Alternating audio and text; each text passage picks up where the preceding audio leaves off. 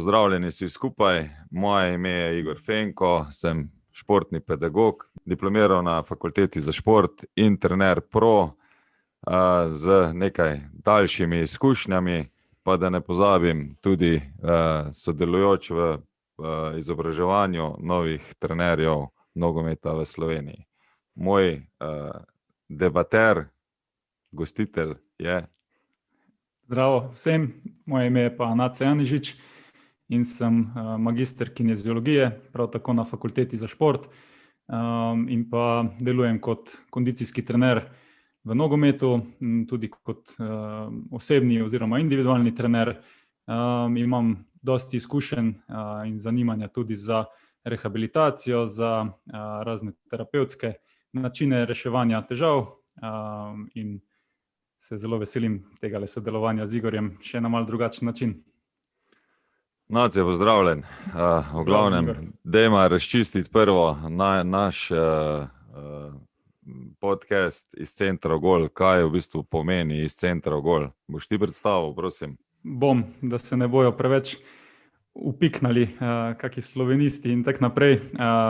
Nama je jasno, da se vsaka tekma začne s centra terena in se proba priti čim hitreje v gol, ampak midva sva si zamislila, da bo v centru najinega podcasta vsake epizode en ali več gostov iz sveta nogometa, s katerimi bomo potem probala debatirati, si čim več podajati besedo in s tem zabiti čim več golov. Torej, z namenom, da se vsi čim več naučimo in se pri tem tudi zabavamo. Predvsem, da razširimo naše znanje pa obzorje.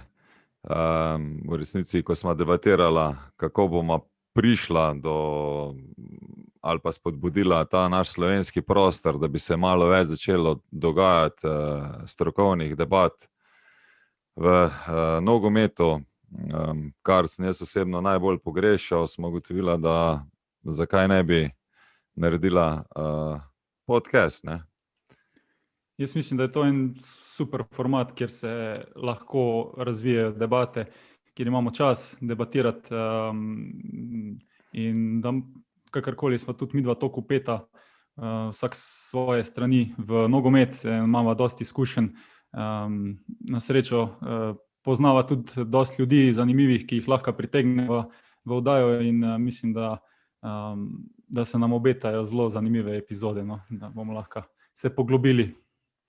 Zdaj, glede na to, da bomo goste razkrivala sproti, se pravi, ne bomo napovedovala vseh 10-12 gostov, s katerimi imamo že dogovorjeno vnaprej.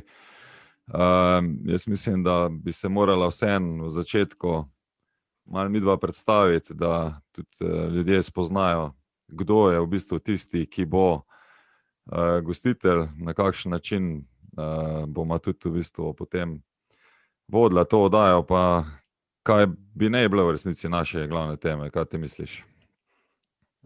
Ja, se strinjam, ljudje morajo vedeti, s kom se bojo družili v tehle oddajah. Kar se tiče tem naših podcastov, je pa, tako sva rekla, v grobem nogomet, ki pa se deli na, oziroma je sestavljen iz ogromno različnih področij in tematik. Tu gre od kondicijske priprave, tehnično-taktičnih vsebin, torej razni trenerji, potem normalno zdravstveni del, obravnave športnikov, zdravniki, fizioterapevti, razni terapevti, pa vse do organizacijskega dela klubov, normalno. Direktorji, športni direktorji, pa vse dol do ekonomov, ki prav tako imajo veliko vlogo v ekipah, normalno. V tem času sodobnem tudi razni analitiki, takšni in drugačni, v glavnem zelo veliko področij. Vse, kar pač se dotika nogometa, vse bomo poskušala predstaviti, zaradi tega, da bomo tudi prišli do vseh malenkosti v resnici, ki sestavljajo potem, da je igra boljša in bolj kvalitetna. Ok, kje bomo začela?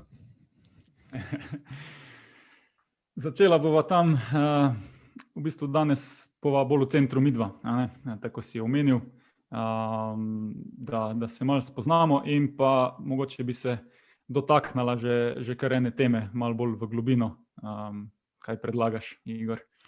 Ok, dajmo midva začeti, po mojem vsem z nama, no? Okay. Pa bomo potem šla v eno osnovno temo, ko smo si jo danes pač zamislili, tako za malo občutka, kako bi oddaja v bistvu potekala, tudi ko bomo imela ostale goste. Nace, boš ti prvi se predstavil, kakšen je tvoj format? Kako je moje ozadje?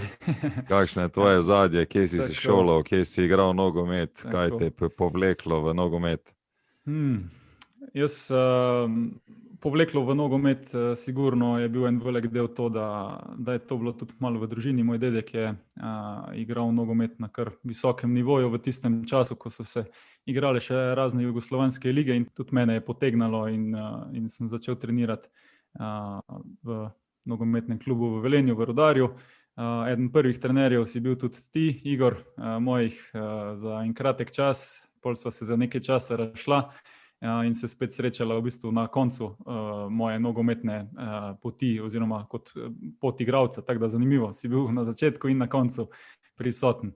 Vmes sem normalno treniral, užival v nogometu, se skozi njega razvijal in ko je pa prišla tista odločitev, s katero se v bistvu marsikateri mladi športnik mora soočiti, ali bo nadaljeval po poti profesionalizma in v to vložil v svoj čas in energijo in pozornost, sem pa jaz v bistvu bolj gravitiral k temu, da sem šel se izobraževati in takrat se je ravno odprla smer kineziologija po bolonjskem programu, prvo leto na fakulteti za šport, tako da sem se raje upisal na faks. Pa zakaj si se odločil ravno na fakulteto za šport in da nadaljuješ pot v bistvu vseeno v športu, kljub temu, da si se odločil, da ga aktivno ne boš več igral, zakaj nekaj drugega? Ja, dobro vprašanje. V bistvu nič drugega me ni, ob ničemer drugem nisem začutil tiste strasti ali pa veselja, tako sem začutil to ob športu in mislim, da nisem kaj dosti pomišljal, čeprav je takrat je mogoče veljalo, preden se je v bistvu ta bolonjska reforma in te nove smeri na fakulteti za šport so se odprle, da je to recimo, gledam to, da sem imel zelo dobre rezultate v gimnaziji in sem bil v bistvu dobro postavljen, tudi dosti točk na maturi in tako so mi vsi rekli, pa peč študirati nekaj drugega, kamor boš se lahko upisal na fizioterapijo, na medicino, kamorkoli, pa sem rekel, ne, mene pač zanima enostavno. To me privlači celoten koncept in ni mi žal, jaz sem zelo velik v bistvu promotor fakultete za šport, mi je bila ena čudovita izkušnja in ta leta preživeta na faksu so mi bila res super, kar mislim, da lahko tudi ti potrdiš svojega stališča. Absolutno. Pa ni samo to, da so bila čudovita leta, jaz mislim, da smo pridobili res zelo veliko znanja, kar se tiče samega človeškega ustroja. Zdaj, kar se tiče same kineziologije, ti kot kineziolog si tu ta ustroj gibanja človeka smo mi imeli spoznavali skozi en predmet, kot kineziologijo, no? Sicer spoznavaš človeka skozi skoraj vse predmete na fakulteti, zelo obširno in podrobno in v resnici spoznavaš, kako je čudovit ta naš ustroj. Je pa zelo pomembno v bistvu, na kakšen način ga negujemo, na kakšen način vplivamo na njega, zato da bo reagiral v resnici v vseh sferah, se pravi, tako kot izgled, kot reakcija v razvoju motoričnih sposobnosti, kot pa potem tudi v vseh ostalih socialnih veščinah, psihologije in tako naprej, ne. In zdaj ti kot kineziolog zagotovo si se precej bolj v resnici tudi dotikal, kar se tiče samega mehanskega ustroja, kar se tiče same mehanike telesa ali tudi kaj drugega. Osnova je normalno mehanski ustroj, fiziologija, anatomija, biomehanika, razne povezave vseh sistemov mišično-skeletnih, normalno pa v ozadju ves čas, sploh če hočeš malo poglobiti svoje znanje, spoznavaš tudi tudi kakšne globje ravni in pa mogoče druge aspekte človeka, in to je ena od stvari, ko je mene vedno pritegnila. Sigurno ta psihološki razvoj oziroma aspekt razvoja človeka. Dlje, ko sem v bistvu v tem poslu, bolj me zanima človek celostno, ne samo več z vidika, katera mišica kaj dela in zakaj ne dela tega, ampak mogoče tudi vzroki na drugih nivojih, tako sem rekel, ali je to psihološko, ali je to, lahko rečeš, tudi energetsko, osebnostno, in se v bistvu vedno bolj usmerjam tudi v spoznavanje teh mogoče drugih globih aspektov človeka in s tem pridobivam neko širino in tudi v bistvu sam verjamem, da izboljšujem s tem lahko svoj vpliv na človeka, ker ga celostno obravnavaš. V bistvu tako, če jaz pogledam sebe, moram reči, da sem dobil res ogromen temelj, kar se tiče samega študija, ampak potem za mojo poklicno pot, je pa v bistvu ta temelj mi v resnici omogočil, da sem se lahko razvijal potem naprej in pridobival ogromno znanja, o čemer pač, kolikor razumem, govoriš tudi ti. Ker meni osebno je pač fascinantno ravno ta transformacija, ki jo mi dosegamo potem z znanjem, ki smo ga normalno pridobili, na vseh teh področjih. In ti, ko dobiš včasih igralca, otroka, s katerim deluješ, se pravi, delaš dnevno na treningu, se pogovarjaš, ga razvijaš tako psihološko kot fizično, v resnici ugotoviš, kako velik vpliv ali pa koliko veliko moč ali pa znanje na koncu imamo, da lahko transformiramo neko osebo. Koliko je to na tebe vplivalo v resnici? Ko si ugotovil to, ker v eni točki v resnici to ugotoviš. Jaz mislim, da jaz dokler nisem začel delovati aktivno na igrišču kot trener, se praktično tega nisem toliko fej zavedal niti. Na mene je ogromno vplivalo že lastna izkušnja, kako ste drugi trenerji v bistvu na mene vplivali na ta način. Recimo zdaj čist primer z tega najinega sodelovanja, potem ko si v bistvu v zadnjem letu mojega mladinskega staža prevzel našo ekipo in se je meni na nek način odprl nek nov svet v nogometu, ko mi je bilo prav čudno, kako nisem znal oziroma kako mi ni mogoče nihče na tak način pred tem predstavil nogometa, in je iz tu mogoče spet neka iskra preskočila ali pa zanetla tisto ogenj v meni, da sem si sam tudi zaželel. Normalno pa pol, ko začneš delovati, ko si rekel, ti dobiš neko osnovno znanje in vpogled skozi vsa leta faksa oziroma študija, pol pa se naenkrat zaveš te odgovornosti, ki jo imaš, ko delaš z človekom, kot celoto, točno na to transformativno moč tvojega sodelovanja z njim, in me to v bistvu žene na nek način, da posvečam zelo veliko časa izobraževanju pa izpopolnjevanju samega sebe, da bom lahko v odnosu do drugih toliko boljši, ker bom s tem tudi prepričljivejši v tistem znanju, ki je moje osnovno znanje načeloma, torej v ustroju človeka in kako izboljšati njegove telesne sposobnosti na tak ali pa drugačen način. Ok, zdaj po fakulteti si ti v resnici, če gledamo v praksi, si začel aktivno delati kot trener, kot kondicijski trener, kot individualni trener, kot kaj si počel vse? Ja, začel sem že tekom faksa, v bistvu kot študentsko delo.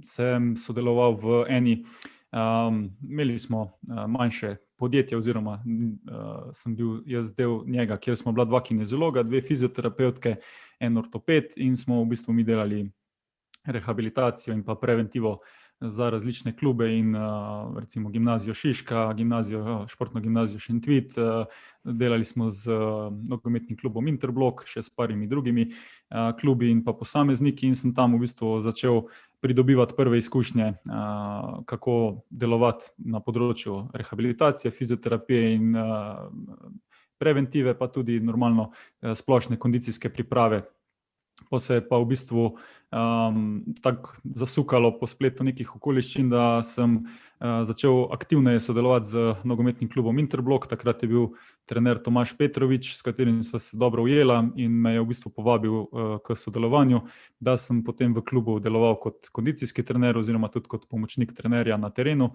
In sem tu prvič potem okusil mogoče nogometni teren pa v drugi vlogi, ne kot igralec, in se mi je zelo dopadlo. No, še danes mi je prav užitek stati na terenu in biti del ekipe v tej vlogi. Tako da sem v bistvu tu pol pridobival izkušnje. Normalno me je pa pol pot peljala naprej. Iz Interbloka sem potem nekaj časa deloval v nogometu kot v bistvu trener mlajših selekcij, da sem tudi dobil malo izkušenj dela z mlajšimi fanti in tudi dekleti.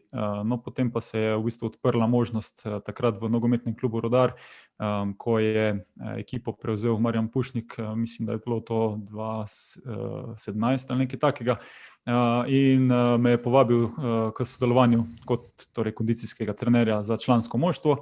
Normalno sem se odzval na to povabilo z velikim veseljem in zanosom in so sledila potem zelo lepa in bogata 3-4 leta izkušenj, pridobivanja izkušenj pri delu z športniki in pa tudi z trenerji in z vsem ostalim ustrojem v klubu. Tako da sem pridobil veliko vpogleda v bistvu, kako cela stvar poteka in kaj vse je potrebno uskladiti za uspeh v recimo eni ekipi v nogometnem klubu. Da to ni tako preprosta stvar, ko si mogoče ljudje predstavljajo, da je zelo kompleksna in da vsak mora pridodati svoj košček v mozaik.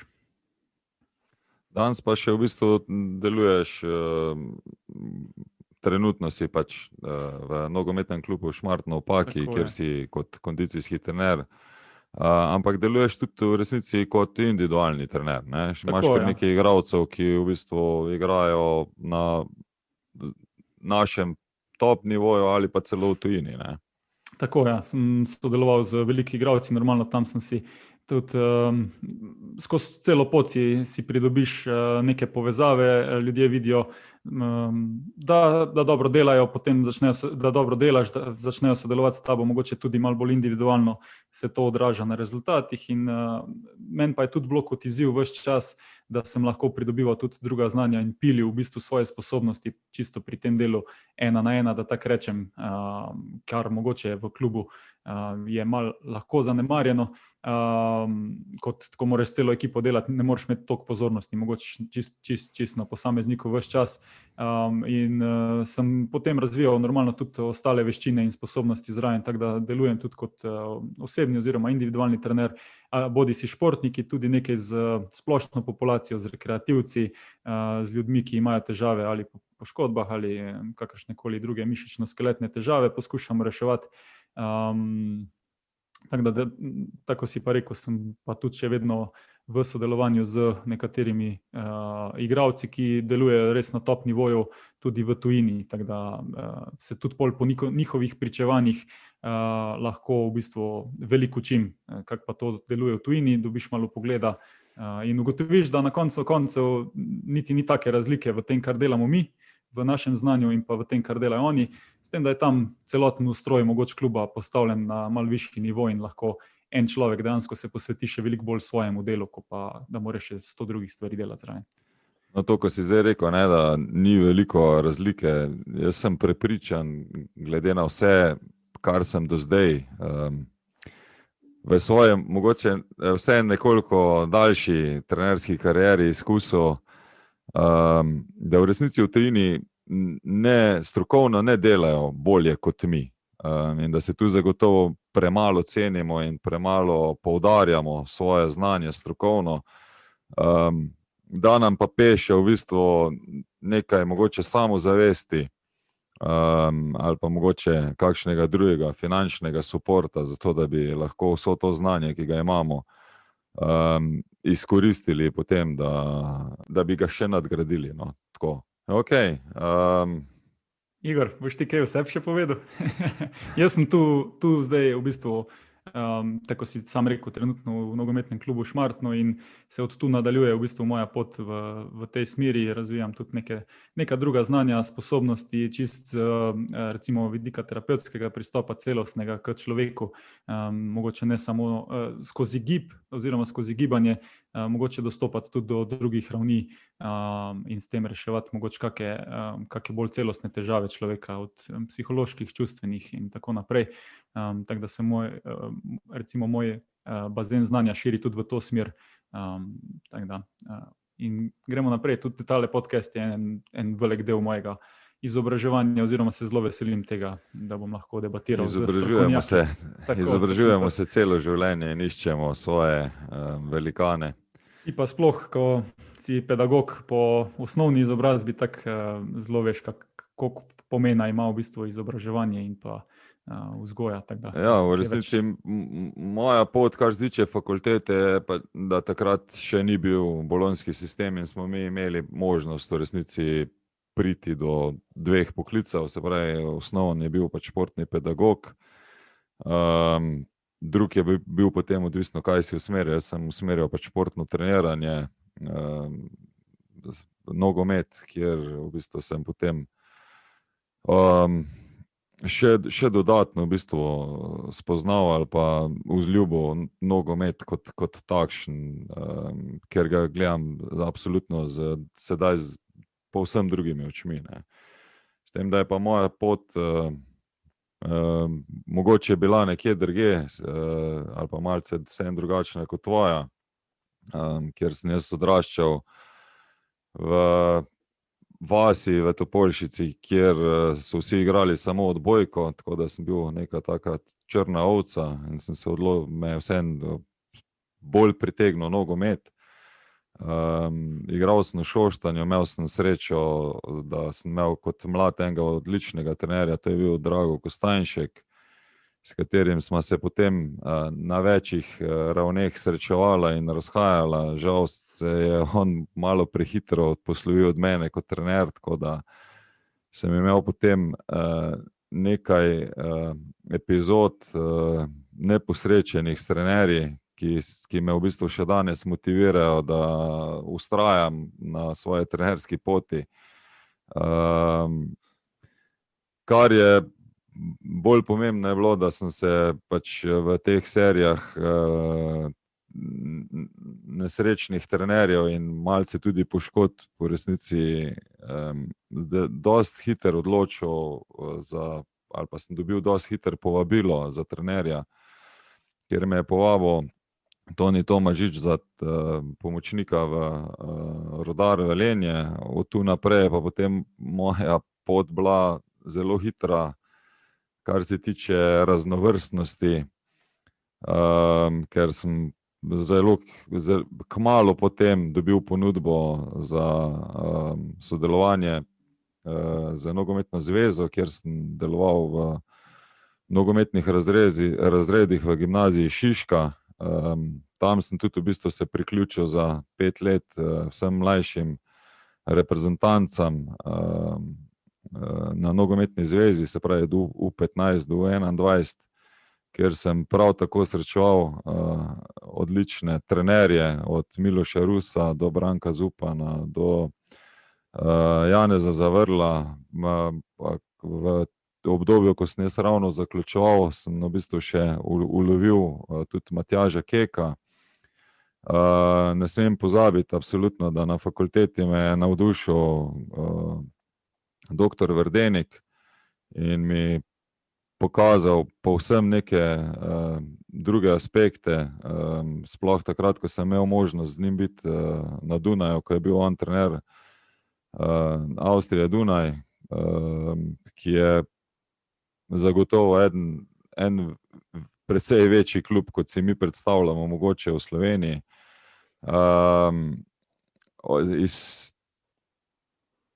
Po moje pač vseeno dovolj dobrega dela so me povabili potem kasneje v Celje, kjer je bil še eden moj tistih velikanov, od katerih sem se učil, Marjan Pušnik, ki je sestavil okrog sebe eno odlično trenersko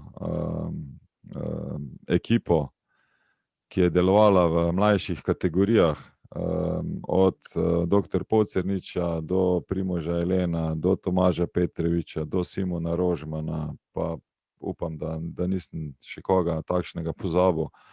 V glavnem, ena odlična ekipa trenerjev. Marko Pocernič je bil pa kasneje tudi trener članske ekipe, kjer sem tudi jaz bil potem pomočnik.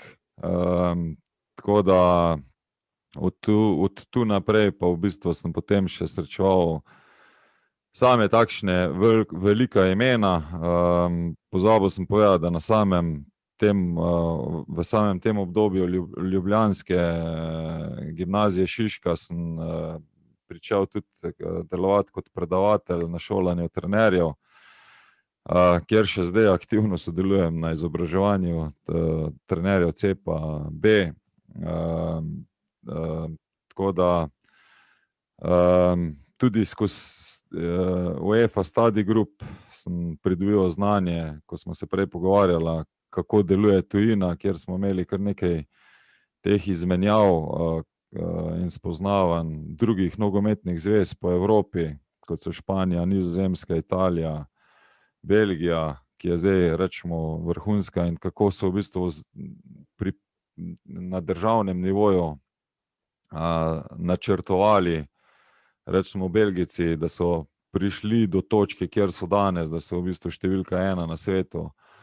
Tako da moram reči, da sem imel po tem, ko sem zaključil fakulteto za šport, še en kup učnih ur, ki se tudi danes ne zaključujejo, moram reči. Najbolj zanimivo mi je, da tisto, kar si ti omenil, ne, da tako kot se učiš od starejših, se učiš tudi od igralcev in od svojih mlajših kolegov. In tu v bistvu si absolutno želim več dialoga in mislim, da zaradi tega smo tudi midva štartala v ta nogometni podcast in da bomo zagnala pač vse možne dialoge, kar se tiče nogometa, tako kot smo rekli tudi v samem napovedniku. Ja, zelo impresivna pot, če tako gledaš. Res si imel priložnost sodelovati z velikimi imeni slovenskega nogometa, pa se učiti od vseh teh ljudi. Ja, moram reči, da ne smem pozabiti, tudi zdaj v bistvu nam v klubu, meni osebno pač pomaga in svetuje tudi Bojan Prašnikar, ki je tik ob igrišču, tako da tudi z njim še vedno imamo zanimive in zabavne debate in v bistvu še vedno dobivamo nove ideje tudi od starejših kolegov, tako kot od mlajših. Absolutno, tudi od tebe dobivam kakšno zanimivo pa pozitivno kritiko, ki mi da mlejejo možgani in da iščejo nove rešitve. Jaz mislim, takle kot recimo glavni trener je zelo velika sposobnost, ki jo potrebuješ, da si pripravljen poslušati mnenje ljudi, ki so okrog tebe, in pa sestaviti tim, ki ti ne bo samo kimal vedno pa sledil, ampak ti bo znal tudi povedati, kje pa mogoče bi lahko boljše deloval, da je to en zelo pomembnih aspektov in pa lastnosti dobrega trenerja, mogoče spregledana včasih. Ja, jaz mislim, da vsi ti trenerji, ki vodijo danes velike ekipe trenerske, ne? Ker moramo vsem vedeti, da danes nogomet je precej drugačen, kot je bil včasih. Lahko rečemo, da še 15 let nazaj v resnici je bilo normalno, da je v trenerskem timu glavni trener, pomočnik, pa trener golmanov, pa mogoče še kak maser, ne? Danes trenerski tim izgleda precej drugače in če hočeš biti kvaliteten trener, moraš biti sposoben prvo voditi ta trenerski tim. Sicer naš je zaenkrat še mali, upajmo, da bo v prihodnosti nekoliko večji, ampak tudi če tu znotraj nimamo odprtega dialoga in če ne vemo pač na kakšen način pristopamo en do drugega z nekim spoštovanjem in tem res odprtim dialogom, potem je pač hitro pride do težave. Je pa dejstvo, da glavni trener vedno nosi breme rezultata in se mora pač tudi vsi ostali akterji tega zelo hitro zavedati. Ne. Tako da Definitivno. je zadeva tu zelo delikatna včasih. Kompleksna. Jaz mislim, da tudi sama ekipa, recimo igralci, ki so na koncu izvajalci na terenu, na tekmi, čutijo to, kakšna je povezava in komunikacija med člani strokovnega osebja, med člani uprave navzdol in se to prenaša. Ne. Bolj, ko so ti odnosi porihtani in iskreni in komunikacija dobra, boljše lahko deluje cela ekipa dejansko na terenu in pol tudi se nima trener zasekirati, ker so rezultati temu posledično boljši. Jaz mislim, da bo dovolj z najino predstavitvijo, tako da jaz bi se vseeno osredotočil naprej, da približno predstavimo, kakšne debate si mogoče midva želimo v tej naši oddaji. Tako da, če se strinjaš, bomo šla v drug center, neko naše načrtovanje, kaj trenerji mi v resnici počnemo, kako ne bi izgledala celotna zadeva. Pa bi potem odprla malo vse, kar je možno v resnici okrog tistega drugega cilja, okoli katerega se bomo pač pogovarjala. Ne. Tako da midva sva si zadala danes cilj, da bomo se pogovarjala o hitrosti, ampak da bi vseeno zelo na hitro mogoče predstavila, kaj pa trener v resnici mora vse početi, ne. Na kaj naj bi bil vse pozorn. Se pravi, tam, kjer bomo začeli, bo zagotovo pa samo načrtovanje. Ne. In zdaj, mi trenerji, ko štartamo z načrtovanjem, si moramo pač pripraviti nek letni pa sezonski načrt, da prijemo potem v mesečnega, v tedenskega. Moramo se zavedati že tega, da v resnici naša liga je dosti specifična iz vidika tega, da imamo 2 cikla, se pravi poleten, ki je precej krajši v smislu priprav in dolg v smislu tekmovanja, in potem zimski, ki je nekoliko daljši glede priprav in nekoliko krajši, kar se tiče tekmovanja, tako da smo tu v Sloveniji nekoliko nesorazmerni napram ligam, ki so brez pavz, tako kot so angleška, španska pa italijanska. Ampak vseeno, naš načrt dela, potem, ko gledamo same priprave in ko razvijamo vse naše motorične sposobnosti, tehnične elemente, taktične vsebine, se pravi, tu je en kup stvari, ki jih moramo mi umestiti znotraj treningov, zato da v bistvu mi vse skupaj lahko izboljšujemo ali pa napredujemo. Se pravi, ko jaz pogledam nekega samega igralca, ne, mogoče tebe kot kineziologa v štartu bolj zanima, kaj da bo, dosti hiter, močan.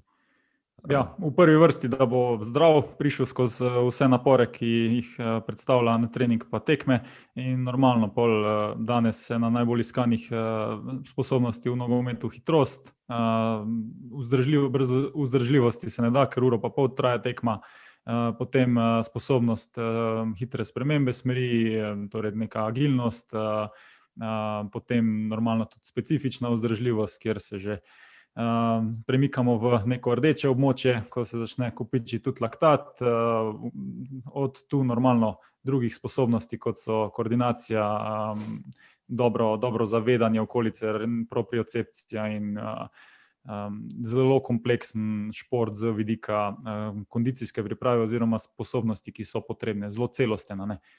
Tudi veliko eksplozivnih akcij v smislu odrivanja, skokov, brcanj, duelov in raznih stvari.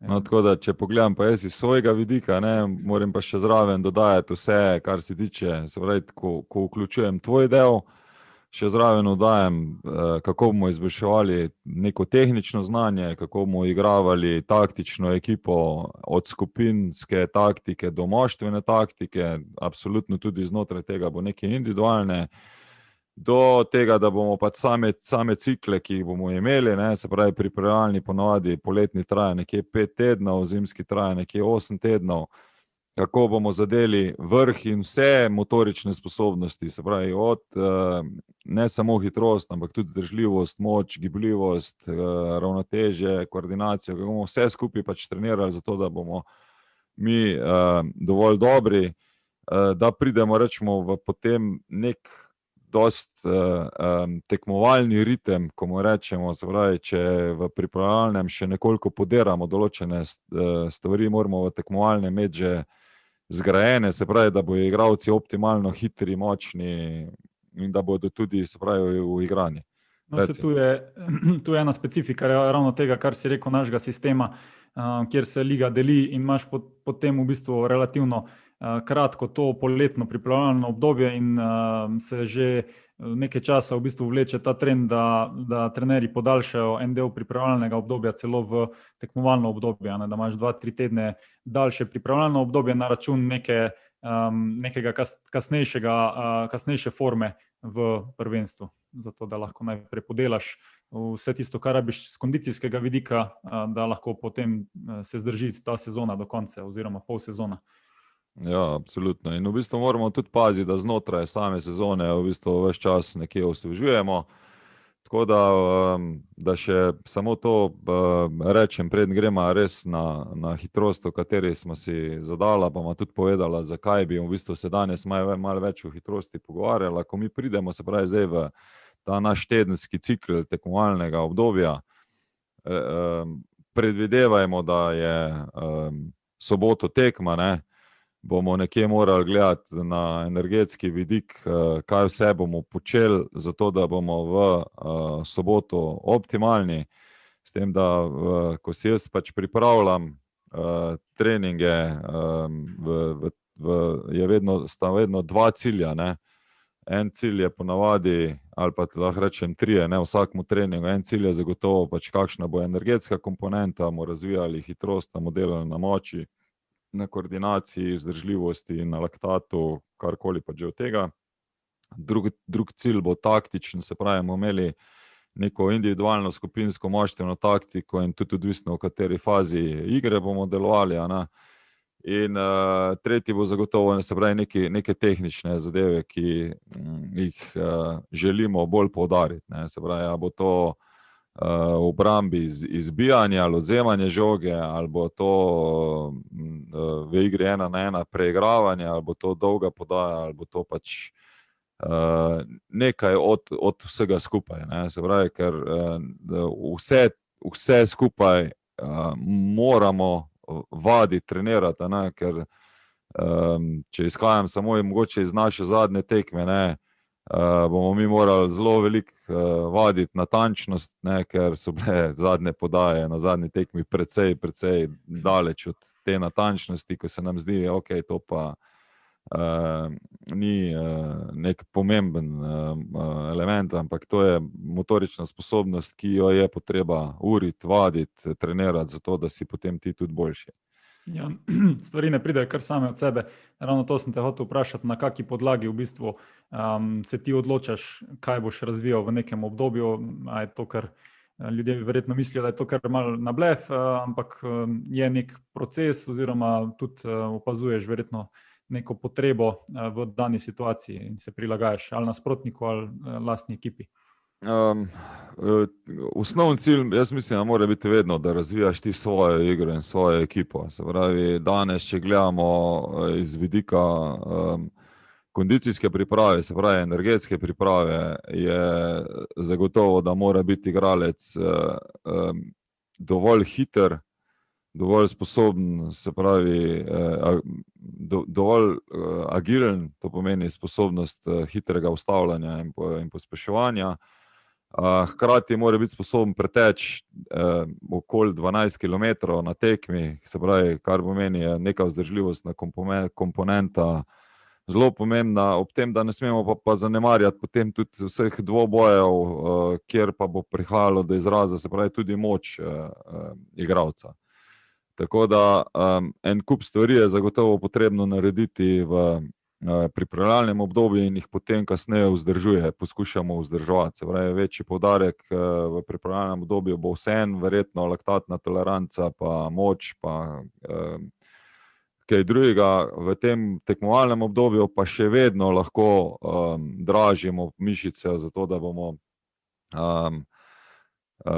ko govorimo samo o kondicijskem delu, ne, da bomo razvijali en del hitrosti, pa da bomo napredovali malenkost tudi v tem delu. Čeprav večji del se zagotovo mora delati v pripravljalnem obdobju, skozi tekmovalno obdobje se bolj kot ne samo malce dodaja in so razlike po moje z tekme v tekmo precej manjše. No. Zelo je pomembno, se mi zdi, že če ti uspeš skozi sezono ohraniti v bistvu neke sposobnosti na dovolj visokem nivoju, ohranjati tudi posledično v bistvu neko spočitost igralcev, da se lahko izrazijo te sposobnosti, ki so jih pridobili v pripravljalnem obdobju, in da se to bolj, ko gre sezona k koncu, v bistvu kaže, ne, katere ekipe začnejo v bistvu na nek način padati, ko rečemo kondicijsko so padle. Se pa sigurno z dobro načrtovanim procesom da tudi dvigati skozi sezono sposobnosti, sploh nekatere, recimo, če z vidika moči se lahko ogromno naredi tudi znotraj sezone, z vidika hitrosti, tako si rekel, je v glavnem en kup komponent, ki jih lahko razvijaš. Problem je tukaj edino to, da nimaš večinoma dovolj časa in energije strani ekipe, da bi lahko vse to razvijal, ker je toliko raznolikih tem, ki jih moraš obravnavati, kar si prej že naštel zelo dobro, da se tu v bistvu pojavlja problem, kako umestiti vse to in čemu dati bolj pozornost. Ja, jaz, ko gledam, se pravi, na kaj biti pozoren in na kakšen način, je meni osebno predvsem glavno to, da ti moraš telo privaditi nekemu ritmu delovanja, ne. Zato tudi vidimo, da je ekipe, ki niso navajeni, ali pa igralci, ki niso navajeni igrati redno tekme sreda, sobota, in ko prihajajo v neke kvalifikacije za Ligo prvakov, Liga Evropa, ne, slovenske ekipe, se precej izraža, da jim je ta ritem dvakrat, dveh tekem na teden, da jim je zelo, zelo naporen, in tudi igralci, ki so v tujini, ko prihajajo v večje klube, rabijo kar nekaj časa v resnici, da osvojijo ta ritem sreda, sobota, ker je odigrati 75 tekem na sezono ali pa odigrati 40 tekem na sezono je kar velika razlika, ne, iz vidika energije. Ne. Tu se mogoče redko zavedamo, kako velik napor je v bistvu nogometna tekma za samo telo in človeka, ne. Gledamo kakšne druge športe, ali mogoče tenis, košarka, rokomet, pa se vrstijo mogoče tekme veliko v krajšem časovnem obdobju, ne, imajo v 2 dneh tudi lahko 2 tekmi, pri nogometu je to praktično nemogoče, čeprav se tudi dogaja kdaj, recimo sploh v Angliji imajo ta zgoščen urnik tam okrog konca decembra, ko igrajo tekmo, prost dan tekmo, ampak to je tak napor za telo, enostavno ni dovolj časa, da bi se telo regeneriralo, in če bi ti ves čas držal tak ritem, oziroma dlje časa držal tak ritem, bi enostavno popokale sistemi, ne bi zdržali, ne, poškodbe bi se vrstile, bolezni. Zato tudi v bistvu, ko gledamo, kako pripravljamo, ne, je potrebno v resnici imeti dosti naporne treninge, zaradi tega, da se igralci tudi v bistvu navadijo napora, ker slej ali prej se pač telo navadi tega napora, ne. To je zdaj sicer mogoče ni idealen primer, ampak če bi mi začeli se pripravljati za maraton, verjetno ga danes ne moremo odteči, ne. Ampak če ga bomo pa potiskali telo proti temu, pa jaz mislim, da vsi ljudje lahko natrenirajo svoje telo tako daleč, da bodo pretekli ta maraton, tudi če danes komaj pretečejo 1 kilometer, ne. Če ga bomo začeli načrtovano in pa smiselno, ne, planirano v bistvu potiskati, ne kar na silo. In tu v bistvu iz vidika našega treniranja, ne, je zadeva zelo podobna. Če mi želimo imeti visok ritem, bomo morali pač tudi na takšen način v bistvu trenirati. Zato tudi midva kot ko izvajamo, lahko rečemo, da če se vrnemo na tisti tedenski cikl, ne, v ponedeljek je intenzivnost v bistvu še nekoliko nižja, ker še pripravljamo telo ali pa smo še v neki fazi regeneracije, ker je bila v soboto tekma. V torek pa že v bistvu začnemo ali pa že izvajamo visoko intenziven trening in torek, sreda sta ponavadi dost naporna vrha, ne. V torek ponavadi izvajamo hitrost, pa v sredo več ali manj v nekem intervalnem načinu vadbe poskušamo dvigovati laktat, pa vaditi telo, trenirati telo, da bo imelo čim višjo laktatno toleranco, da potem v četrtek sicer nekoliko spuščamo, da v petek izvajamo še praktično pripravo za tekmo in v bistvu gremo potem v soboto ponovno v tekmo, ne.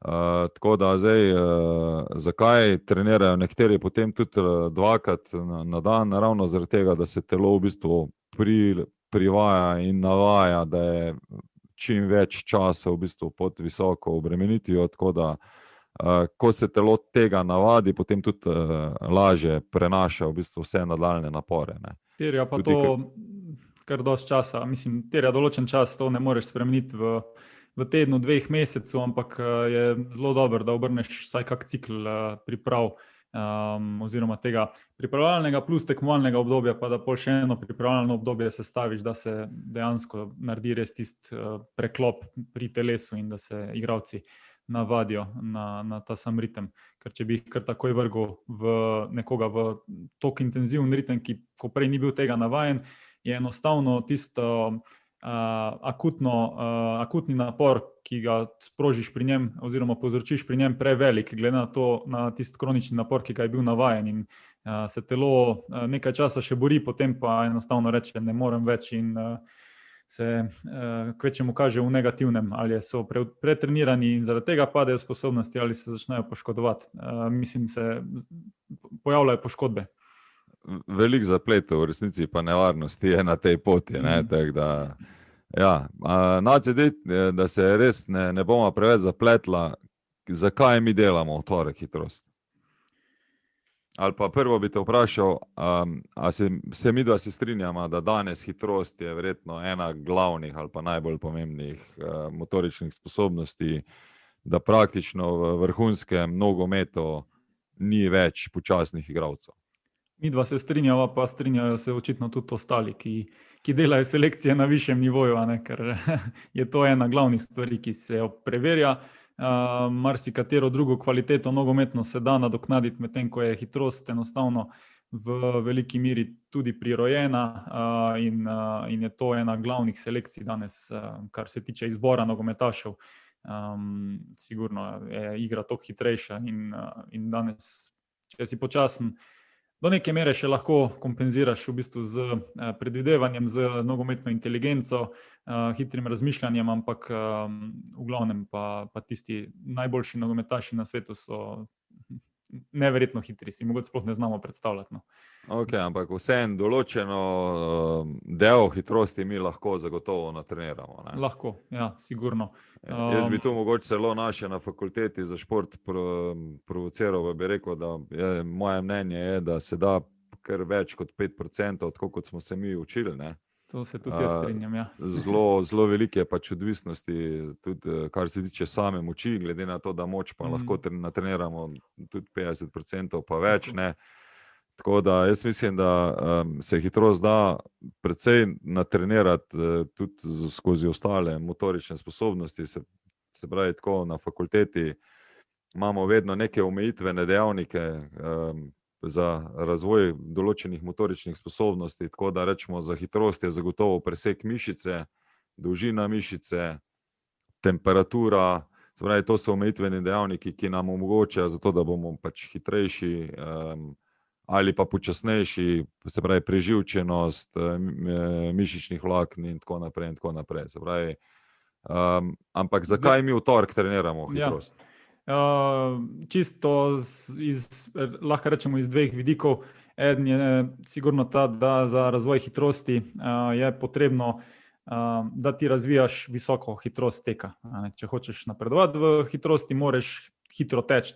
In zdaj problem nastane, če si ti utrujen že od predhodnih treningov, pomeni, da bo tvoja sposobnost hitrega teka zmanjšana in zaradi tega boš tudi teže vplival v bistvu na razvoj hitrosti. In je sigurno tu gledamo, da bojo igralci v bistvu kar se da spočiti, zaradi tega se ponavadi naredi po dnevu počitka ali celo 2 dneh počitka po tekmi, da so lahko oni najbolj spočiti v tem na dan treninga hitrosti in zaradi tega razvijajo višje hitrosti, s čimer bolj vplivajo na razvoj. Druga stvar je pa, da je trening hitrosti sploh, ko mogoče igralci še niso navajeni, kar se v pripravljenem obdobju sigurno dogaja, je zelo intenziven in naporen in tudi povzroča veliko mišičnih poškodb. In te mišične poškodbe terjajo potem čas, da se zacelijo, da se stanje obnovi oziroma da se pojavi ta superkompenzacija, s katero v bistvu mišica postaja boljša, telo postaja boljše in da ima telo dovolj časa do naslednje tekme, ki jo želiš igrati optimalno pripravljen, probaš ta trening odmakniti čim dlje stran od tekme. V bistvu ti želiš reči, da na vsakem treningu hitrosti pride do mišičnih poškodb. Ja, sigurno. Kaj to pomeni? Dej nam razloži. Dej nam razloži, odlično. Kadar to ni samo pri treningu hitrosti, torej kadar pride do visokih intenzivnosti treninga oziroma visoko intenzivnih gibanj, lahko je to tudi v treningu moči. Najbolj intenzivna gibanja so pa seveda tista, ki so eksplozivna v bistvu ali zelo hitra v naravi in potrebujejo velik razvoj sile. In pri takih obremenitvah se dejansko mišična vlakna na zelo mikronivoju malenkost natrgajo vsakič. In v bistvu to natrganje je tisto, kar mi rečemo muscle fiber pol, oziroma ta zakasnjena mišična bolečina, DOMS po angleško, torej delayed onset of muscle soreness, je potem ta, ki omogoča, da se mišica obnovi na višji nivo, ker ti v bistvu moraš povzročiti malo porušenja homeostaze, zaradi tega, da mišico prisiliš v obnovo in ker je mišica dobila dražljaj, da očitno to, na kak način je bila do zdaj pripravljena, ni bilo dovolj za tisto, kar se zahteva od nje, jo telo avtomatsko začne popravljati, da postane nekoliko boljša in močnejša. In ko ti te stvari ponavljaš teden za tednom, se vsakič, če je to dobro splanirano, v bistvu na prejšnji, to, kar si prejšnjič pridodal, tiste malo sposobnosti, se potem doda nov procent, pa nov procent, pa nov procent, oziroma kakorkoli že to je, in se potem počasi stvari izboljšujejo. Terja pa ta čas, ko je mišica vneta, ko boli, ko se te procesi obnavljanja dogajajo, v bistvu terja nek čas in pa v tem času bi bilo slabo, če bi zmotili mišico še z eno veliko intenzivnostjo oziroma velikim dražljajem. Čeprav tudi to ni čisto res, lahko to delamo, ampak ne predolgo. Če bo ta napor prevelik, prevečkrat se ponovil, mišica enostavno ne bo mogla slediti tem spremembam, ki so zahtevane od nje in se ne bo prilagodila z izboljšanjem, ampak z poslabšanjem. V bistvu tako bodybuilderi načeloma tudi trenirajo, natrgajo mišice in se v bistvu s tem v ta natrganine noter se skozi trening normalno se v bistvu nove celice naredijo in zato v bistvu postaja mišica vse debelejša in hkrati močnejša. Zdaj, če jo še preživčimo zraven, lahko postane tudi hitrejša. To je pa drugi del hitrosti. V bistvu, če gremo čisto gledati komponente, to, kar si že prej malo omenil, hitrost je sigurno funkcija moči. Prvo kot prvo, da si ti sposoben veliko silo razviti in potem hočeš to silo razviti v čim krajšem času. Torej, boš moral obe dve te komponenti razvijati in zdaj, da boš ti povečal silo mišice, boš to delal z treningom moči, s katerim boš v bistvu želel povečevati po eni strani to, kar si rekel, mišični presek, da se bo mišica sama postajala večja, in po drugi strani boš ti želel izboljševati sposobnost živčnega sistema, da oživči mišico. Torej boš probal izboljšati prenos mišičnih oziroma živčnih signalov do mišice, da ko torej možgani pošljajo signal, da ti signali pridejo čim hitreje in pa v čim večji meri v mišico, jo vzdražijo in da se mišica proba res v čim krajšem času skrčiti z čim večjo silo. In to je na koncu tisto, kar definira neka eksplozivna gibanja, pa tudi normalno hitrost. Koliko pa v resnici pola rabi mišica, da se nekje obnovi po treningu hitrosti? Tak čist čez palec, če pogledamo, bi lahko rekli recimo 3 dni. Zdaj nekateri igralci bojo tolerirali tudi na vsake 2 dni, torej recimo 48 ur, boš imel pa tudi igralce, ko bojo pa rabili 96 ur, torej 4 dni. Se pravi, nekje v kroglo gledano povprečje, nekje 72 ur, ko se mi pogovarjamo, da prije mišica v neko superkompenzacijo. Ne? Tako. Okay. A nam še lahko pol superkompenzacijo razložiš, ko si zdaj že v tem delu? Zdaj, tukaj je čist naraven proces, da, kar se povsod v naravi dogaja, da ti z dražljajem mišico, recimo na tem primeru, v bistvu zmanjšaš njeno sposobnost, ker je bil dražljaj toliko velik, da si jo malenkost, da rečemo temu, porušil. Potem se v mišici sprožijo ti vnetni oziroma odzivni procesi, kar sem prej omenjal, in po recimo teh 72 urah pride do tega, da je mišica malenkost bolj sposobna, ko je bila pa 72 ur nazaj, torej pred tem dražljajem. In če ti uloviš ta čas superkompenzacije in probaš preden se naredi, preden ta nivo pade nazaj na prvotni nivo, da probaš ujeti drugi dražljaj, je v bistvu lahko počasi nadgrajuješ in povečuješ sposobnost mišice za delo kakršnokoli, oziroma se ne samo mišice, to je kakršenkoli sistem v telesu. Tudi pri aerobni vzdržljivosti bo enako pri anaerobni vzdržljivosti, hitrosti, moči, pri čemerkoli. S tem, da so pa obdobja regeneracije pač različna, ne? Odvisno od katere motorične sposobnosti pač razvijamo. Ne? Tako. Ker pač mi imamo trenutno v šoli, ker pač poučujem tudi v šoli, ravno težave s tem, da imamo otroke, ki se absolutno premalo gibajo in zaradi tega, ker imajo premalo gibalnih ur dnevnih, ker se mišice premalo napenjajo in tudi premalo obremenjujejo kosti, ne, imamo v bistvu pojav zdaj pri otrocih, da kosti so se začele na nek način razgrajevati in imamo kot neke vrste osteoporoze pri otrocih, se pravi slabe strukture kosti. Problem je pa v bistvu ravno to, kar se mi zdaj pogovarjamo, da če ti v bistvu ležiš, pač je efekt telesa zelo preprost, ne. Se bo pač, ker ne potrebuje, se bo polenil ali razgradil ali atrofiral, ko rečemo, da bo mišica se zmanjšala, ne. Če jo pa dražimo v drugi smeri, se bo pa v bistvu prilagajala, da bo, če bomo delali moč, hitrost debelila, če bomo pa delali zdržljivost, pa se bo v bistvu samo podaljševala, ne.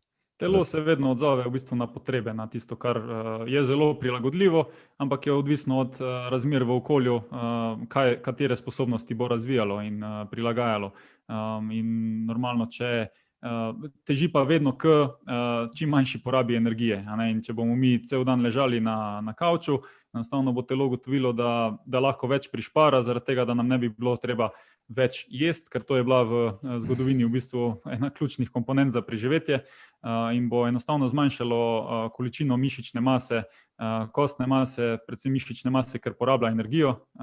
Če pa bo normalno obremenitev telesa velika in bo telo začelo ugotavljati, da potrebuje več mišične mase, da bi torej spet preživelo, a ne, ker to so vse procesi evolucijski, bo pač začelo proizvajati več mišične mase, da bi se lahko boljše obranili, hitreje tekli, bežali, lovili, karkoli smo že delali v preteklosti. In v bistvu mi te evolucijske procese uporabljamo v športu, zato da lahko smo dobri športniki. Zato, da smo pač boljši, ne. A bi ti, kar se tiče se pravi zdaj razlaga, zakaj delamo v torek, je nekje, da pridemo v soboto nekje optimalno pripravljeni za iz vidika pač same hitrosti, se pravi, da bi naj bili najhitrejši. Tako. Ampak jaz meni se tu pač zdaj, če sem nekdo, ki spremlja od zunaj, ne, imam dve vprašanje. Ne? Ali lahko v bistvu hitrost treniramo, urimo, vadimo, ne glede na starostno populacijo, s katero bomo se ukvarjali, ali imamo tukaj omejitev? Zdaj, odgovor normalno ne more biti sam ja, ali pa lahko, ali pa ne moramo, je vedno kompleksen. In jaz pravim, da lahko, zaradi tega, ker bomo v bistvu tudi pri mlajših starostnih kategorijah, kjer v bistvu hormoni mogoče še ne delajo tistega, kar bi želeli, torej je odziv telesa na povečanje neke mišične mase, mogoče manjši, ampak lahko pa urimo zelo dobro v bistvu to nevrološko plat, oživčenost mišice, kako bojo živčni signali potovali po mišici, kakšna bo koordinacija med različnimi mišičnimi skupinami. Lahko izboljšujemo oziroma ohranjamo naravno sposobnost gibljivosti, torej daljšanja mišic, sproščanja mišic.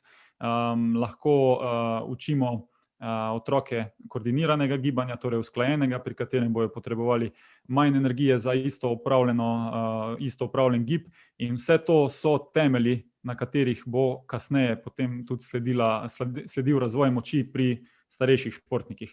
V bistvu, zdaj spet se mi je odprlo 5 vprašanj. Eno je pač, kaj pomeni hormonska baza. Hormonska baza pomeni to, da žleze z notranjim izločanjem še ne delujejo optimalno. Za gradnjo mišice je zelo na hiter, da povemo, da je osnova vseeno testosterona. Testosteron in pa rastni hormoni. Tako da rečemo, pač otroci še tega ne proizvajajo v takšnih količinah kot mi, pa potem so še drugi principi. Ampak za otroke v bistvu je zelo primerno razna lovljenja za sam razvoj hitrosti, ne pa v bistvu prav trening hitrosti. Ja, definitivno. Tudi je bolj prilagojeno njihovim, da rečem, potrebam, čustvenim, socialnim in pa mentalnim. Oni uživajo v igri, ne bojo niti razmišljali, kaj delajo. To tudi naši igralci v resnici precej rajš se lovijo, pa tako, ampak v bistvu malo manj vseeno načrtujemo, kar se tiče števila ponovitev pri otrocih, kot pa bomo to delali potem pri odraslih. Mislim, otrok ima tudi mogoče neko, da rečem, še to inteligenco telesa, jo bolj čuti, bolj sliši in bo se ustavil, ko bo enostavno dovolj utrujen, bo nehal. Mi kot športniki, profesionalni, pa poskušamo v bistvu včasih športnika tudi peljati preko te meje, ko bi on se že davno ustavil, pa ga še potiskaš malo naprej, ravno zaradi tega, da sprožiš v bistvu večji dražljaj v telesu in s tem se bo telo bolj prilagodilo. Ampak normalno ta dražljaj ima napredovalo. Ta dražljaj ima pa neko mejo. Če bo šel pa preko njega, bo pa telo se podrlo, ker se ne bo sposobno odzvati na ta dražljaj. Da vedno lovimo malo to ravnovesje. In tukaj je že mogoče znanosti malo v umetnost greš, kje je pa to ravnovesje. Ja, pri nas v bistvu zdaj, ker nimamo veliko možnosti, aparatur in ostalih stvari, da bi mi merili laktat in ulovili, kdaj bomo potisnili igralca v pretreniranost, pač je dovolj tudi, če pogledamo zjutraj, kakšne barve je urin, ali je bolj prozoren, ali je bolj moten, in že zelo hitro ugotovimo tudi, ali je igralec precej utrujen ali pa ne. Ena od super stvari, zelo preprostih, je tudi spremljanje srčnega utripa v mirovanju zjutraj. In ko v bistvu igralec si postavi neko, ko ima dalj časa, v bistvu redno si preverja srčni utrip, bo lahko potem ugotavljal trend, če začne odstopati ta srčni utrip navzgor ali navzdol, recimo za več kot 3-4 utripe v mirovanju na minuto, bo lahko ugotovil, da se v telesu nekaj dogaja, da v bistvu telo še ni dovolj sprocesiralo nekega stresorja oziroma nekega stresa, ki je bil povzročen nanj, in bomo lahko temu primerno tudi prilagodili trenažni proces, ampak da se marsikaj, tudi brez tehnologije večje. Zdaj, glede hitrosti sem te hotel še eno stvar vprašati. Mi smo se pač vseeno učili na fakulteti, da mi hitrost gledamo iz večjih vidikov, ne samo pač ta maksimalna hitrost ali hitrost, ki ga nekdo lahko razvije. Govorimo o vrhu hitrosti, ko gledamo šprinterje, ko dosegajo tam nekje okrog 60 metra, mi gledamo tudi hitrost posamičnega giba in še kaj drugega.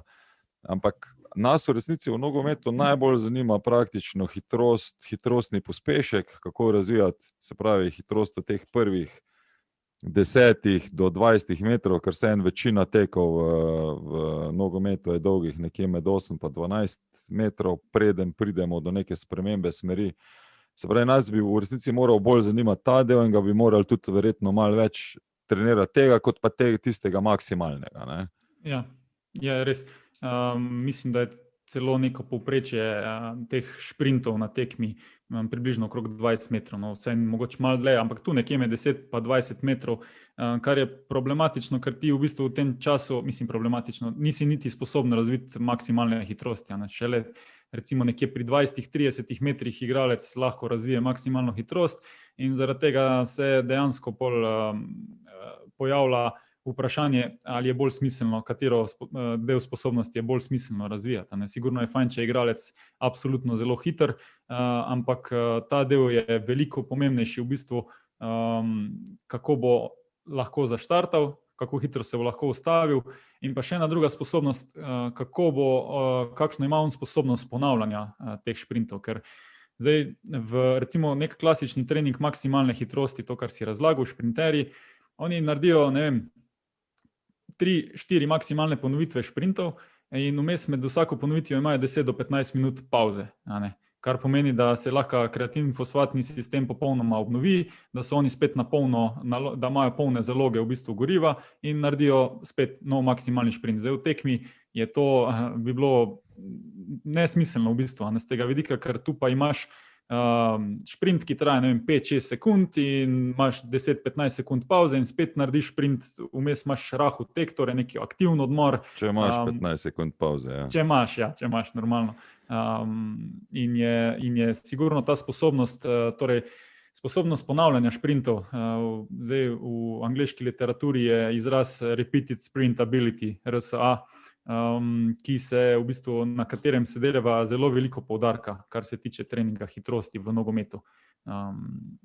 Da v bistvu ti ohranjaš sposobnost regeneracije med vsako ponovitvijo tega zelo intenzivnega teka in boljšo, ko imaš v bistvu sposobnost regeneracije hitreje, ko se telo obnovi na tisti nivo, ki se lahko, kvalitetneje boš lahko izvedel naslednjo akcijo in če imaš to sposobnost ponavljati 90 minut, je to tista stvar, ki je pa mogoče še bolj odločilna za vrhunskega igralca, kot pa maksimalna hitrost na koncu. Ok. Daj mi eno stvar povej. Zdaj, ali ste imeli na fakulteti za šport karkoli, kar se tiče hitrost ustavljanja? Smo tudi o tem govorili. Pospeški zaustavljanja, mogoče pa ne toliko v detajle, ko razvoj te maksimalne hitrosti. V resnici jaz kot trener recimo precej pogrešam, da bi dobil neke kvalitetne informacije, kako drugi trenerji vadijo, kako trenirajo, kako jih pripravljajo na to, da iz tega maksimalne hitrosti v bistvu, da tudi trenirajo maksimalno hitro ustavljanje. Ne. Zdaj podatek, ki rečemo veljan, je, da v top ligi se igralci ustavljajo nekje v 4 korakih iz maksimalne hitrosti, ne, kar verjetno šprinter ne bo nikoli naredil, zaradi tega, ker ima vedno možnost v atletiki, da izteče vse zadnjih tistih, ko prečka ciljno črto. Za nas je pa to zelo pomembno. V slovenski ligi naj bi število korakov bilo nekje med 6 pa med 8, kar pomeni 2 koraka razlike je zelo veliko, ne? Se pravi, preden ti si sposoben se ustaviti in ponovno iti v novo smer. Ne? Ja. Kaj bi ti tu v bistvu tako svetoval kot kondicijski trener, kaj počneš glede tega? Ne? Ja, zelo pomembna sposobnost tudi v bistvu te tehnologije, ki spremljajo, koliko je igralec pretekel v kakšni hitrosti, je eden najbolj pomembnih parametrov vedno v bistvu to število zaustavljanj in število pospeševanj, torej nad 3 metre na sekundo kvadrat oziroma nad 4 metre na sekundo kvadrat. In teh akcij je zelo veliko v bistvu. V eni tekmi igralec lahko naredi tudi od 3 300-400 teh rigoroznih zaustavljanj in pospeševanj. In zdaj tu je V resnici je v zaustavljanju v tekmi cirka 20-30% več teh, kot pa agresivnih štartov. Tako. In tu je v bistvu zelo pomemben faktor ta ekscentrična moč spodnjega dela telesa in pa normalno stabilnost trupa, ki lahko omogoči, da se ta sila nog prenese v preostalo telo, da ga zaustavimo. In tu jaz velik del v bistvu naslovim to zaustavljanje delam kot skozi moč, skozi trening moči, kjer se v bistvu tam učimo na razne ekscentrične načine izvajati vajo, torej da zaustavljamo gib z neko obremenitvijo, in ko športnik v bistvu poveča sposobnost produkcije sile v tej ekscentrični fazi giba, se ta sposobnost produkcije sile prenese normalno tudi v zaustavljanje, ker mu potem takšno zaustavljanje predstavlja manjši relativni napor, ker je bolj sposobno obvladovati svoje telo v prostoru. In pol se ti koraki iz 6 počasi začnejo manjševati na 5, na 4, kakorkoli že. Tako da moč je izjemno velik del. Svetuješ vsem trenerjem, da znotraj treninga hitrosti, a je to na suho, se pravi, da samo skozi tek, a je to skozi neke igralne oblike, kjer prisilijo igralca v teh igralnih oblikah, igralnih situacijah, da mora znotraj tega, se pravi, narediti čim več teh agresivnih tudi ustavljanj in da se poudarja to igralcem, ker verjetno vsaj kolikor jaz sledim zadevam, imamo tu v slovenskem prostoru še vedno zelo veliko prostora.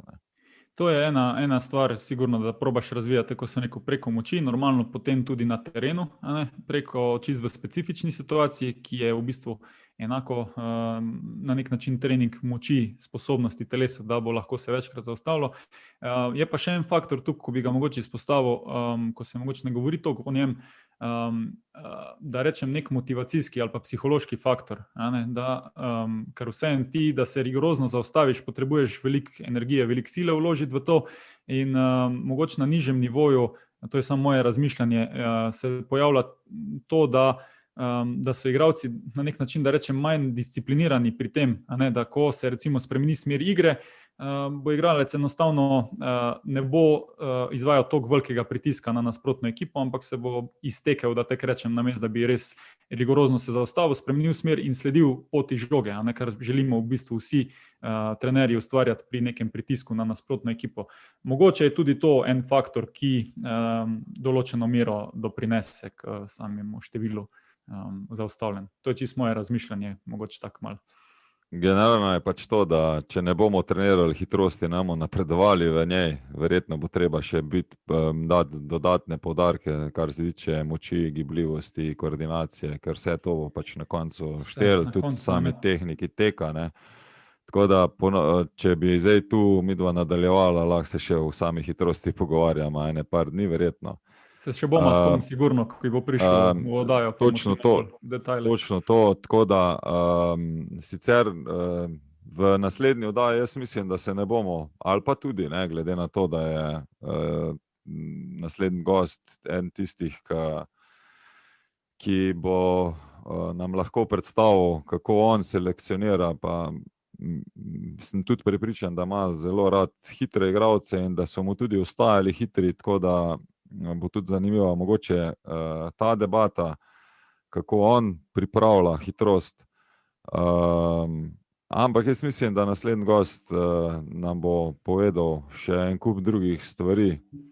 Tako da jaz bi mogoče zaključil najino debato o hitrosti, pa povabil vse, ki poslušate, da se na Instagramu pa na Facebooku vključite tudi z kakšnimi vprašanji, komentarji, ki bi jih mogoče lahko reševali v naslednjih oddajah. Tu bi pa v bistvu napovedal jaz sedaj tudi počasi našega naslednjega gosta, s katerim mislim, da bomo res lahko prebili strokovno debato v slovenskem prostoru. Kaj ti misliš, Nace? Jaz se zelo veselim tega. Ta gost, torej, da kar rečemo, Dušan Kosič, v bistvu aktualni državni prvak v nogometu, še vedno nama lahko zelo veliko verjetno poda svojega znanja, vpogleda v sam trenažni proces, v načrtovanje. Marsičesa smo se tudi že danes malo dotaknila, od načrtovanja tekem v Evropi, ta prehod iz tekmovanja samo v domačem prvenstvu, potem v Evropo. In se zelo veselim te strokovne debate. Ti si bil mogoče večkrat v stiku z njim, tudi malo bolj že veš, kam in kako se bomo usmerjali. Svojega vidika, jaz ga bom sigurno probal kaj povprašati, tudi z vidika kondicijske priprave in pa mogoče drugih odnosov pri urejanju oziroma menedžeriranju same ekipe. Tako da se zelo veselim naslednje epizode. Jaz sem imel dovolj, pa premalo v resnici možnosti pogovora z njim, zato smo se tudi odločili, da ga povabimo v oddajo. En glavnih razlogov zagotovo je, ker je v svojem delovanju v zadnjem klubu, pa tudi mislim, da v prejšnjih delovanjih pokazal, da je eden naših vodilnih strokovnjakov in s katerim sem vedno, ko sem imel priliko, v resnici razvil zanimivo debato o razvoju nogometa, o razvoju igralca, o pristopu do igre v sodelovanju z ostalimi akterji v nogometu. Tako da jaz se zelo veselim tega in vabim res vse, ki vam je mar za nogomet, da se pridružite, ker bomo vsi skupaj zagotovo izvedeli veliko novega in sem prepričan, da bomo v takem dost sproščenem pogovoru lahko obdelali določene teme, določene pa tudi odprli za vse naslednje oddaje. Nace, bi še kaj dodal za zaključek? Jaz bi mogoče tu preden ti kaj dodaš, bi ti rekel v bistvu hvala za informacije. Malo smo jih odprla, kar se tiče same hitrosti, sicer je res jaz vam lahko samo to rečem, da samo šolanje, trener C je že 70 ur vaj in teorije, tako da se tam slušatelji zelo veliko naposlušajo v predavalnici in ni samo znanje absolutno na nogometnem igrišču, ampak zelo veliko je tudi kje druge. Je pa res, da znanje, ki ga imamo, ga v resnici potem pomembno, kako ga prenesemo na igrišče, zato da lahko vsi uživamo potem v tej igri. Praksa je na koncu tisto, kar šteje. Ne? Tako, točno to. Ja, jaz sem vesel, da je let prebit, tako si rekel, sva se mogoče nekih stvari dotaknila, ampak to so tematike, ko bi se lahko in tudi midva se pogovarjava, tudi ko nisva pred mikrofonom, lahko ure in ure, in upava, da bova čim več tega lahko v bistvu prenesla tudi vam, poslušalci, da se boste z nama čim več stvari naučili in v bistvu ob tem imeli še rajši nogomet. Tako da, Igor, mislim, da je fair, da rečemo, da smo midva odpiskala konec današnje prve epizode podcasta iz Centra v Gol. Torej, Igor in Nace se vsem poslušalcem zahvaljujeva za poslušanje in vas vabima, da nas spremljate še naprej na Facebooku, Instagramu, na družabnih omrežjih, kjer redno objavljamo izseke, novice, napovednike naslednjih gostov. Tu na družabnih omrežjih lahko tudi zastavljate vprašanja za te goste. In pa seveda bova vesela vseh delitev te in pa ostalih oddaj, pa vaših komentarjev in povratnih informacij, da lahko še izboljšava najino oddajo. Tako da ostanite v centru dogajanja in z moje strani lep pozdrav vsem. Hvala, Igor, za sodelovanje in se slišimo v kratkem. Lep pozdrav vsem, hvala Nace. Uživajte v naslednjih nogometnih predstavah, ki se začnejo z centra in pridite poslušati nas iz centra.